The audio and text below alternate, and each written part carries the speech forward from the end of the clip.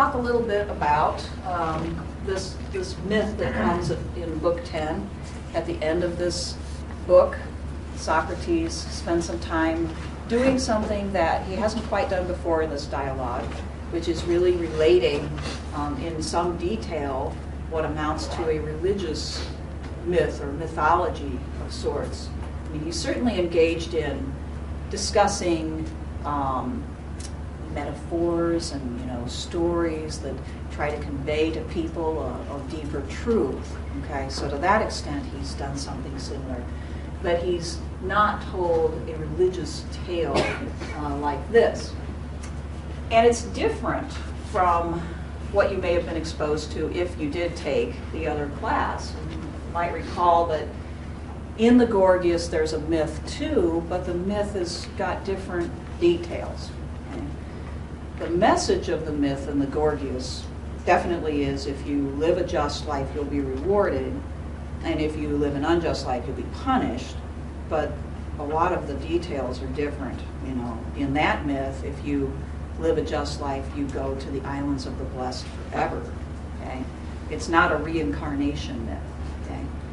And if you have some scars on your soul, they say you go to an intermediate place, you get punished, and then you move on to the islands of the blessed. Okay? And then there's tyrants. There's one similarity there. The tyrants, the truly evil people, go to a place of punishment forever. Okay? So this is a little bit different, and it's drawn out in more detail and more length, okay? And involves a near-death experience. Okay? You ever been watching the news and you hear about some person having a near-death experience? Okay. The latest one that I've heard about is a neurosurgeon, who went into a brain-dead coma and then came out of it and said that he had seen heaven, more or less. And he could relate it in quite a bit of detail. So I wonder if something similar to that was known by Plato. In other words, I wonder if he had heard people tell tales of some near-death experience. And of course, there's a lot of controversy, obviously, about where does that come from? Is it true, or is it more or less the firings, the last synapses of your brain, right? But at any rate, he describes something like that here. Is a soldier, okay, who dies in battle, and he's dead for 10 days, okay? And everybody assumes that he's dead, but his body doesn't seem to be decaying. Okay? Now, normally in Greek mythology, like maybe if you've read Homer, you know that this means maybe the gods have some sort of plan for this person, or they're protecting the person by protecting his body, right? Like Achilles, when he kills Hector, he captures Hector's body, and he's really angry. And he drags his body around and around and around, and he tries to defile his body, but the gods don't want him to do that, so they don't let him do that, and they preserve his body. Okay? So it usually means that the gods have some special favor for that person, or some purpose. And in this case, they have a purpose for Ur, because they're actually going to allow him to see what goes on in the afterlife, and then they're going to bring him back to life so that he can sort of serve as a prophet. Okay? Kind of like the people who do this now. They come back and they say, I want to tell everybody what I saw. So the myth that he relates has some of the central elements of a lot of religions. Okay? First, that there is the immortality of the soul, that the soul lives on, okay? Maybe in a different form, but it's eternal. That there is a rational cosmic order, that things aren't simply random, things don't happen randomly, but there's a rational plan and order to the universe. That order includes justice, so that ultimately everything comes back into balance. No injustice goes unpunished, no justice goes unrewarded ultimately. Okay? And there's an element of individual responsibility and choice. In other words, the myth shows how people's choices are crucial and how individuals are responsible for the moral choices they make and the consequences that flow from them. Okay? Now, when you think about it, those are very basic elements, as I say, shared by a lot of different religions. Okay? And so it expresses something very deep. It may be not exactly what Plato actually believed, since he seems to have related a variety of myths in his dialogues. They're not all the same. But it may convey a deeper truth that he believed. Okay? And we might ask, well, why is such a myth needed after all of this detailed discussion of why a person should be just? I mean, most of the Republic has been about, justice in the individual, justice in the city. What happens to people when they become unjust? What happens to a city when it becomes unjust? And the focus has been upon the consequences that flow from the actions, not in this other world, but in this world. Okay? And normally, I don't know if I would agree with this, but the notion that Socrates conveys is that a lot of times, in the long run, in this world, just men do carry off the prize, and unjust men are usually ultimately detected and pay a price in this life. Okay? He's talked about how even dictators and tyrants can pay a great price in this life by their unending desires, by their the hatred that they build up in people, and so forth. So if all that is true, then why do we need to have a story about the afterlife at all? What was your sense as to why Plato put this in here? Why does he think this is necessary, do you think?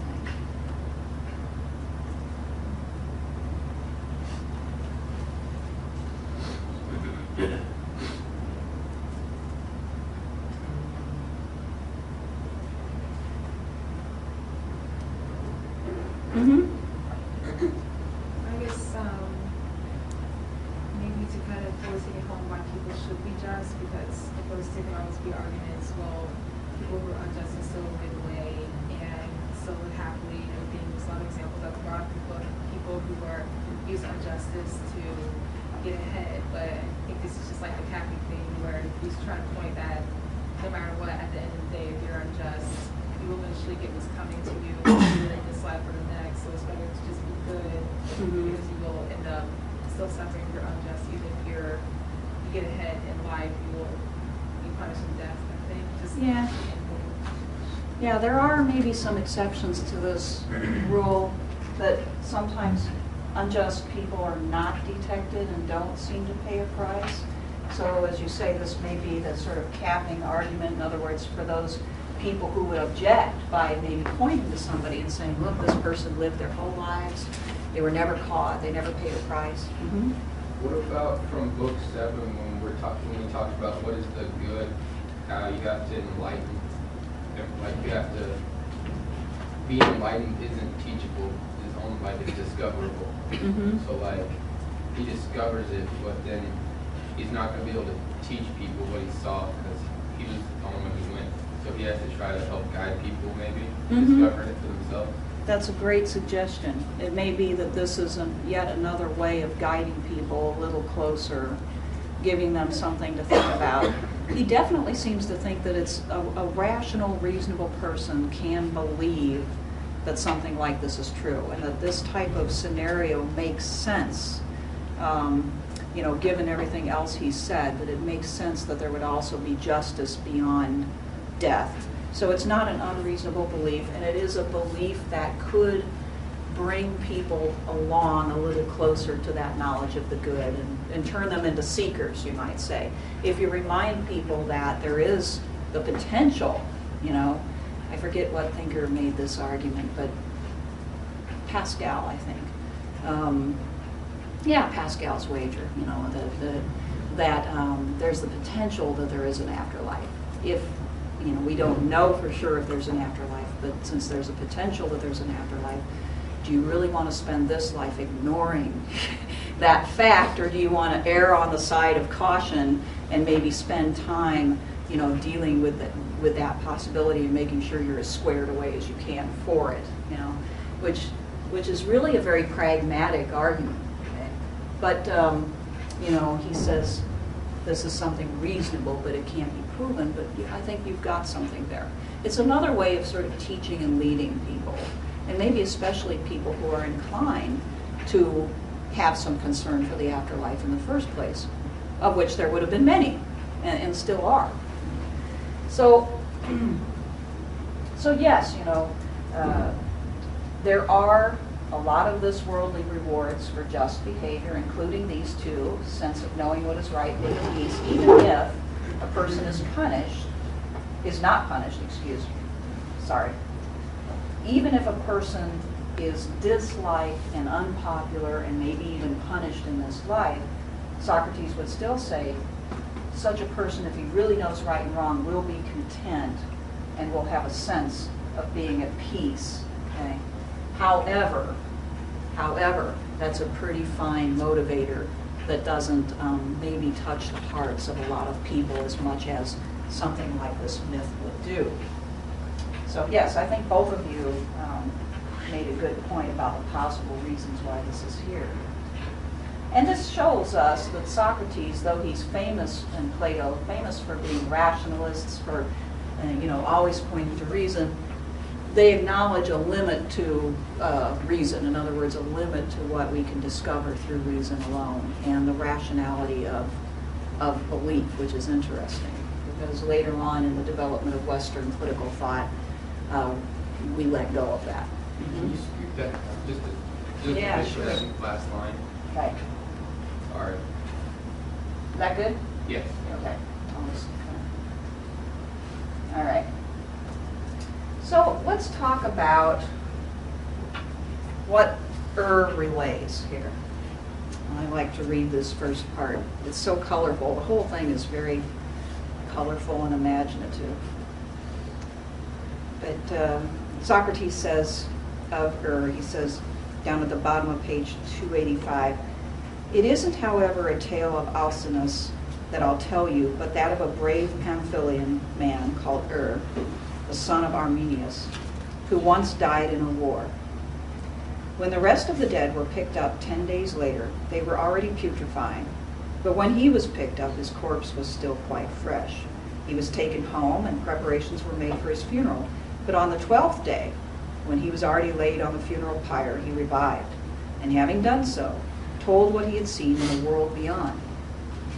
He said that, after his soul had left him, it traveled together with many others until they came to a marvelous place where there were two adjacent openings in the earth, and opposite and above them 2 others in the heavens, and between them judges sat. These, having rendered their judgment, ordered the just to go upwards into the heavens through the door on the right. Have you ever noticed that in the old, whether it's this type of literature or biblical literature, that the right hand is good and the left is bad? It goes way, way back. I don't know exactly why, except for maybe just because more people have been right-handed than left, but it goes way back. My dad, he was left-handed when he was growing up back in Kentucky, and everybody was rather sure that being left-handed was bad. And so he had to, he was forced to switch to the right hand. Now he has terrible handwriting, but it didn't make him crazy or anything like that. So people put a lot of emphasis on that kind of stuff. So anyway, the good people go to the right with the signs of the judgment attached to their chest, and the unjust to travel downward through the opening on the left with the signs of all their deeds on their backs. When himself came forward, they told him that he was to be a messenger to human beings about the things that were there, and he was to listen and look after everything in the place. Okay? So he was allowed to observe. Okay? But when it came time for other people to make a choice later on, he was told, you can't make a choice, you're here to simply observe. Okay? So when they go to the left, if they've been unjust, they go to 1,000 years of punishment. And if they go to the right, because they've been just, they go to 1,000 years of reward, of happiness. Okay? And he says the one exception of this, that, you know, because afterwards they come back to an intermediate place, but the one exception to this is that the tyrants, the ultimately evil person, does not come back. They stay in punishment forever. Okay? So I would guess that by that he doesn't mean simply, because he's talked about the tyrannical soul too, that not just the political tyrant, but the tyrannical person, the truly tyrannical person of whatever position would be very liable to end up there. All right, so that's a lot of time. And I have tenfold punishment or reward here, but actually, given the average lifespan of these people, it would be more like 15 to 20. So that's a long, long time. And after that period of time of reward or punishment, these souls are brought back up or down to an intermediate place, okay? And they are aware of what they've just been through, okay? So that at this point, they remember not only their reward or their punishment, but they remember their previous life. So they have all their memory intact. And they are taken to a place where they are allowed to choose their next life. And there's a lottery system. Did you like that? Okay. Sort of like, you know, there's a lottery and some, you know, you have a first, second, third, fourth place and so on as far as your turn to choose a life. But as the gods point out, there's a lot of different good and bad choices. So even the last person to go will have a better and a worse choice. There's always going to be a choice to choose a life that will lead to good results and, you know, choose, or you can choose a life that leads to very bad results. Does anybody remember what the first man, the one who won the lottery, chose? What kind of life did he choose? It's kind of interesting because they could choose even animal lives. There's all sorts of lives. They could become a water buffalo if they wanted to, or they could become a woman. They could become, a tyrant. So the man who wins the lottery, he looks at all of the choices, and he must have thought to himself, well, this life of the tyrant could be good because I could use that very effectively. I could be in charge of everything. Right? And so that's what he chooses. So even though he's won the lottery, he chooses what turns out to be a very bad choice. Why is that such a bad choice from this perspective? Okay. I mean, beyond the fact that he'll probably do a lot of harm to other people, but why is it a bad choice for him? Because when he dies again, he'll stay in eternal punishment forever. He never get to choose again. That's the worst possible choice, because he's basically consigning himself to eternal punishment. He may spend 70 years or so on earth doing exactly what he wants, but then eternity is a lot longer than that, and so he's just basically bought into his doom, right?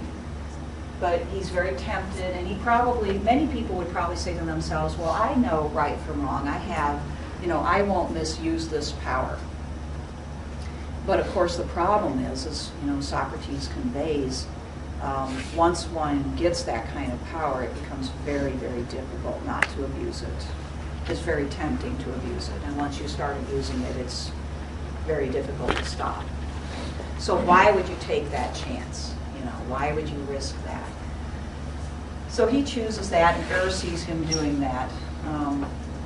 And other people choose different lives, and even the last one, as I said, has the choice of a better or worse one. And when they've all made their choices, they drink from the stream of oblivion, which means that now they don't remember their past life, they don't remember their punishment or reward.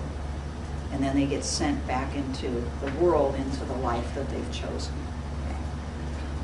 So why do you think that Plato has them forget all of what's happened? Doesn't that seem kind of like a waste, that you've forgotten all of the consequences that came from your actions? Why do you think that's A fresh start. okay? A fresh start, so you're not burdened with all of that stuff. Okay.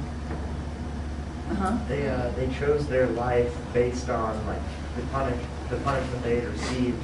So ideally, everyone would eventually choose to be a good person, and then they wouldn't have to really pass life. Yeah, right. If you've received punishment and you get the point, and you know you don't want to have that happen again, then if you're smart, you will have chosen a much better life with a much less risk of doing harm. And then perhaps it would be good to have that fresh start. Right? You've inherited the consequences of your life and your learning, if in the case of punishment. And so your choice kind of crystallizes all of that, right? It crystallizes what you have learned, if you've learned anything. And then you go and you live it. Okay?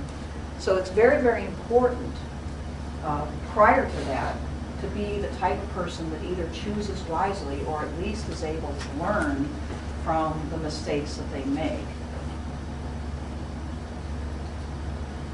All right. Now, Socrates' point, is fairly predictable actually here. I mean, if you've been, reading this the whole way through and kind of absorbing his teachings, it shouldn't come as a surprise to you that he thinks that the life of philosophy, or the life of reflection, you might say, of thoughtful reflection, is more likely to produce good results in the afterlife, is more likely to produce somebody who makes the right choice, okay? Who never even has to be punished, and who makes the right choice in the next life. Okay? And now we might recall, way back at the beginning of this dialogue, this old man Cephalus. Remember that he was the first to answer the question, what is justice? After they moved to his house, okay, for their discussion. And Cephalus said, justice is telling the truth and paying one's debts. And more generally, he said, I've been a law-abiding, good person. Okay? But Socrates points out an exception to his definition and begins the discussion of how it's important to understand justice in a deeper way rather than in a few, traditional rules. And Cephalus walks away. He's got other things he wants to sacrifice at the festival and so forth. So he doesn't take part in the discussion. Because he's lived a good life, he's rich, but he hasn't abused his wealth. He's a good man, but it's a conventional type of goodness. It's not a thoughtful goodness. Okay? He doesn't really understand fully why to be good or what goodness is, but he has followed the rules. So we call that the life of law-bred virtue, of habit, okay? All right, we follow the rules. And this is the first thing we teach our kids, right? Before they can reason about morality, we teach them the rules. But if we leave them with just rules, we don't give them any judgment, okay? And if they don't have judgment, then sometimes when they follow the rules, they're actually going to end up making a moral mistake, okay? That seems to be his point, that rule following is not good enough, even in this life. So if a person like Cephalus, we might ask, and I think that the dialogue kind of begs us to ask, what would happen to somebody like him, who's basically a decent person, he's really never done much harm, not a deep thinker, okay, but somebody who has followed the rules his whole life? What kind of choice might Cephalus make when he gets to that point before he drinks from the stream of oblivion and he has to choose this next life? What do you think? What would Cephalus choose? He spent, I mean, I'm sure he spent 1,000 years in heaven.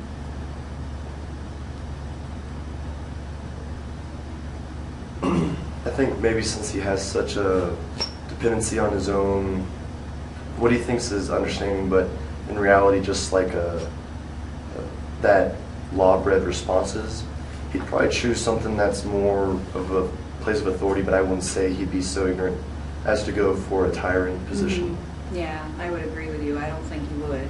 I don't think he'd be a tyrant.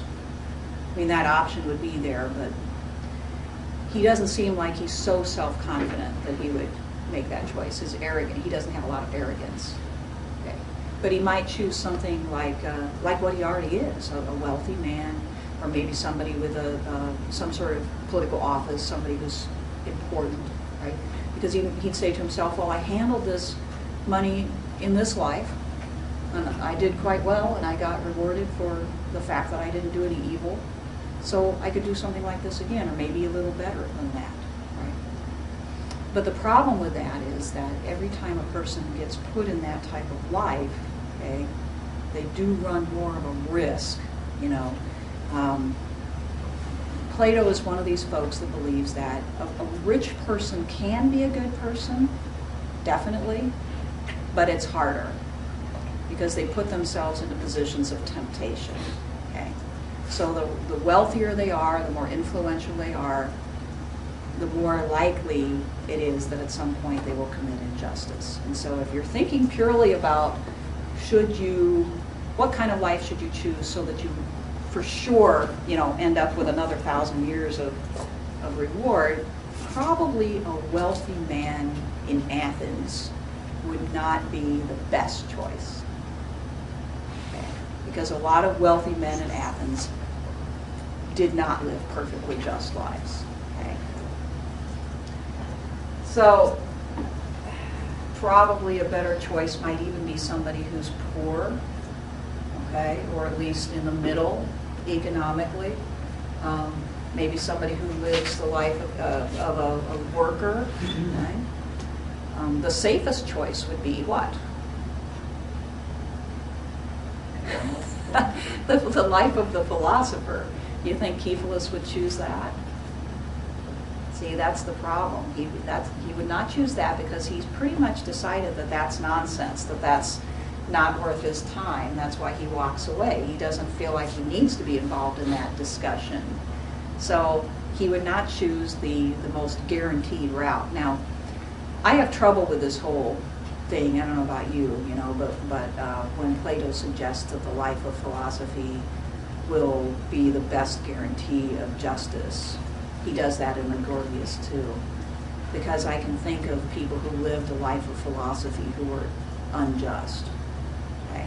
Now, of course, his response is they haven't truly lived the life of philosophy, but of course, when you're choosing your life, in order to walk the path of philosophy, you have to put yourself into a position of, you know, higher education or learning or whatever it is. You're an intellectual, right? And then once you do that, then it's still up to you what path you take with that. And there are people who have definitely used their brains for the wrong purpose. Been quite smart, but haven't. And really, I think in some ways that's the most evil position of all to be in, because you've been given a gift, as I tell my son, by God or nature, one or the other, and you've abused it. So I'm not sure if I totally personally agree with the moral lesson here that's supposed to be taught, but that's definitely what Plato wants us to get out of that. You know, if Cephalus knew, if people like Cephalus knew how important it was to be thoughtful, to ask questions, to really understand rather than just following the rules, they would follow the path of philosophy, and the path of philosophy will then lead us to happiness, both in this life and in the next life. Okay? So the way out of the cycle is Socrates' way. Okay? I'll leave that up there for a second, but we basically covered that.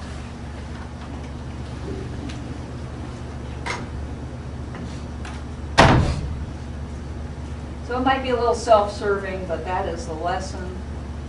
And it's the justification for why one should take the time, you know, to do this. And though we're not all philosophers, I think a lesson that people can draw from this is, if they do, is that it's worthwhile taking the time in one's life to examine it. You know, Socrates is famous for saying the unexamined life is not worth living, and that's probably true. I don't know if everybody should pursue the path of philosophy, but I'm pretty sure an unexamined life is not worth living. I think I would agree with that. And to be able to think about your life holistically, to be able to think about what you're here for, what's truly important, these are questions that a lot of people do not ask, or they only ask after a long part of their life is already over. And then, of course, that's what causes midlife crises. You don't want to have one of those. But people get into their 40s or 50s, and like it dawns on them for the first time that they've just spent half or more of their life doing something that doesn't really give them meaning and purpose. Or they've made all sorts of mistakes, morally or otherwise, strategically and so forth. And they think to themselves, the best part of my life is over, and I've set myself up for failure. This is why people have these, you know, crises. And then oftentimes they don't respond to those very well either, and they do crazy things. So it really seems like good advice to fairly early on start asking these types of questions. Okay? Whether you believe in the afterlife or not, it seems to be an activity that pays off over the course of your life. All right, so I have up here food for thought. There's just some ideas that come out of this myth, but also just the dialogue as a whole. That if we agree that the type of life in which you're able to ask questions, you're able to seek truth, okay, is the most valuable, okay, then ironically, even though Socrates does not endorse democracy as the best regime, by any means, it's like the fourth best. Nevertheless, of the ones that he describes, it is the freest, and he even says so. And that's kind of ironic. It's the freest for people to live however they choose. And when you think about the life of a person engaged in philosophy, there's no regime that is more friendly to such a person because of the freedom than a democracy. You can't go to a tyranny or an oligarchy and expect to be able to just freely discuss whatever is on your mind and live your life any way you want to. But in a democracy, because it's so free and it's like a patchwork quilt where people can be whatever they want, the philosophic person is also free to be whatever he wants. And he's fairly well tolerated most of the time, obviously. So, strange, but democracy may be the only regime in which a philosopher could feel truly free and comfortable and able to completely do what he does, question everything. And even though in the end democracy got Socrates, he did say that he wouldn't want to live anyplace else, and that he was grateful that he had so many years in which he was not persecuted for his thoughts. Democracy breeds the most injustice other than tyranny. And that's interesting too, because it takes injustice, as we learn, in order for there to be philosophy in the first place. Remember the village city that he created first, and he asked the question, where's philosophy? Do they need philosophers? And they don't, because life is so simple and people get along. Okay? But in a democracy, there's all kinds of people with all kinds of character, and there's plenty of injustice and plenty of room to talk about it. And so democracy is a fertile ground, you know, and a place where there's plenty for somebody like that to do. So I want to leave you with this question. It takes a little thinking to figure out the question, but which is more possible? The pursuit of personal perfection in the imperfect city, democracy, or the pursuit of political perfection with imperfect people? Okay? This dialogue is of both justice in the soul, how to achieve it, and justice in the city. And I think it does ask us, it kind of calls on us to ask this question. Which of those two goals is more desirable? Which of those two goals is more achievable? Okay. Personal justice. Okay. In order to fully pursue that, you have to be free. You can't have somebody telling you how to act, you know, what gods to worship, what you can and cannot say. So ironically, in order to pursue personal justice, personal perfection, freely, you have to live in a place with a lot of imperfect people. On the other hand, to achieve a perfect city requires a great deal of shoving imperfect people into positions that they wouldn't normally want to fit into. You know, we talked about how Socrates says the city will be happy in the perfect republic, but it really doesn't matter if the individuals are. And we talked a lot about how even Socrates acknowledges that, you know, in real life, these things can hardly happen because people are imperfect. Right away, such a system would break down because people don't have their eyes totally focused on the common good. So it's very unlikely that we would ever be able to achieve the perfect political community. Is it more likely that we could achieve justice in our own souls? And which of the two is more important?